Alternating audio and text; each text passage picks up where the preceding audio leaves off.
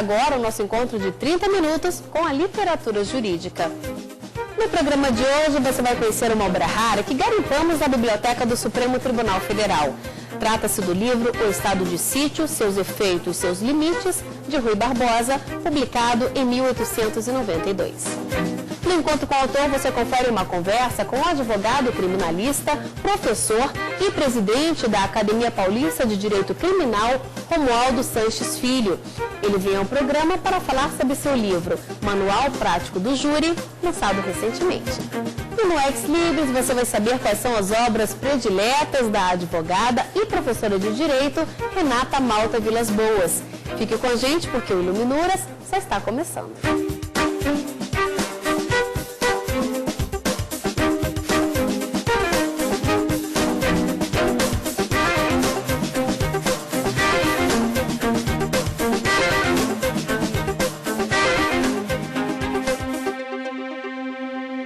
Hoje você vai conhecer uma obra rara que garimpamos na Biblioteca do Supremo Tribunal Federal.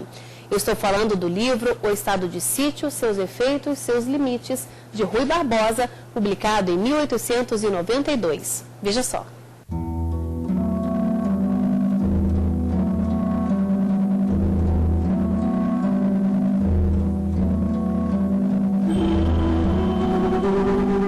Obra rara, O Estado de Sítio, Sua Natureza, Seus Efeitos, Seus Limites, de Rui Barbosa, foi publicada pela Companhia Impressora Capital Federal em 1892.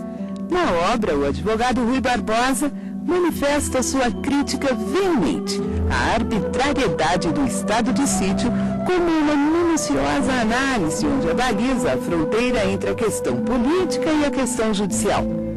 Ainda na obra, Rui Barbosa faz uma retrospectiva histórica e apresenta os fundamentos críticos ao Estado de Sítio. Na contracapa, logo depois de uma dedicatória à esposa, apesar de não citar o nome dela, ele se dirige ao Supremo Tribunal Federal e pede para que os cidadãos políticos e comuns que foram presos a partir do Estado de Sítio sejam libertados. Esta raridade foi encontrada na Biblioteca do Supremo Tribunal Federal.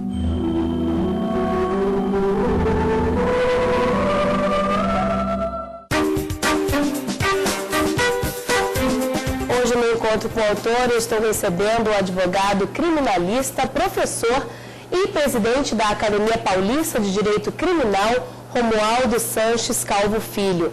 Ele está aqui para falar sobre sua obra, Manual Prático do Júri. Olá, Romualdo, obrigada pela sua presença. Obrigado. Romualdo, você é o primeiro advogado criminalista a escrever sobre o Tribunal do Júri? Exatamente. A gente escreveu esse livro, que foi lançado agora em 2009, para levar ao conhecimento dos advogados que desejam atuar no Tribunal do Júri, o seu principal funcionamento, como funciona a instituição do júri, e também levar ao conhecimento da população leiga como é que funciona essa mais que secular instituição do júri. E qual foi o prestígio que a Constituição de 88 deu ao Tribunal do Júri? Muito prestígio.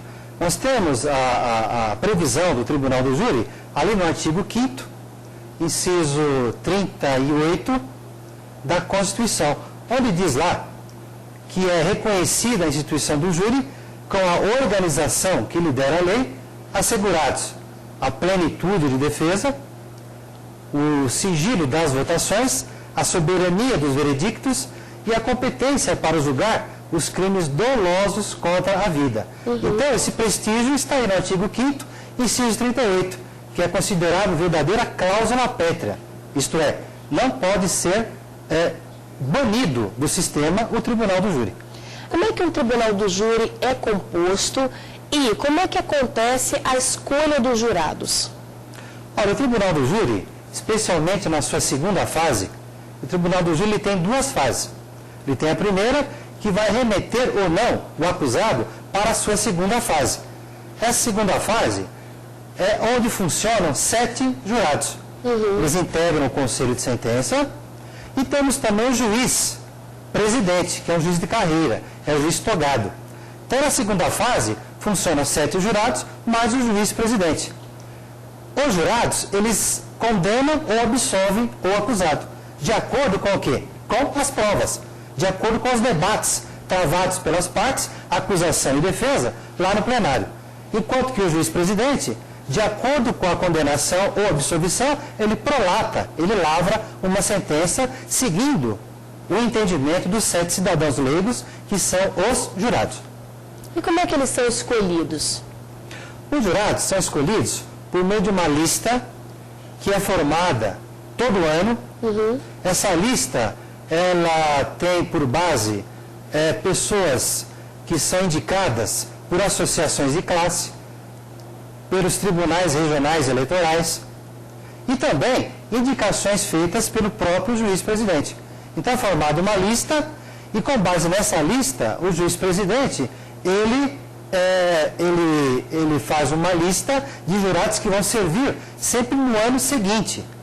E então, em cada sessão que tem do Tribunal do Júri, ele escolhe 25 cidadãos, os jurados, que comparecem a cada sessão para ali, então, julgar um de seus pares que tenha cometido um crime doloso contra a vida. Deve ser difícil para uma pessoa que não tem conhecimento jurídico participar desse julgamento. Como é que isso acontece? E uma pessoa, por esse motivo ou por algum outro, pode se negar a participar de um tribunal do júri? Veja, os jurados, cidadãos leigos, regra geral, eles não têm conhecimento jurídico, eles não têm formação jurídica. Nada impedindo que um ou outro seja bacharel em direito ou até mesmo advogado ou advogada. Mas a regra é que eles não têm conhecimento específico jurídico. Nada obstante, eles prolatam decisão, eles condenam ou absolvem alguém sempre com base no quadro probatório, no quadro das provas. E essas provas são explicadas a eles, os jurados, tanto pelo promotor de justiça como pelo defensor. E eles podem dizer que não querem participar? Eles podem sim, com a nova alteração surgida com a Lei 11.689 de 2008. Antes dessa lei, Carol, o jurado não podia declinar, ele não podia dizer, olha, não quero participar como jurado ou como jurada, porque ele podia até perder os seus direitos políticos. Hoje, com a edição dessa lei, não. Ele pode dizer, olha, por convicção política, filosófica ou religiosa até, eu não quero servir como jurado. E se assim ele proceder, o jurado, o juiz pode, em razão disso, aplicar-lhe serviço alternativo à comunidade. Ele vai prestar um serviço de acordo com o seu talento, com a sua capacidade, e isso poderá, então, suprimir essa negativa dele em participar do conselho de sentença.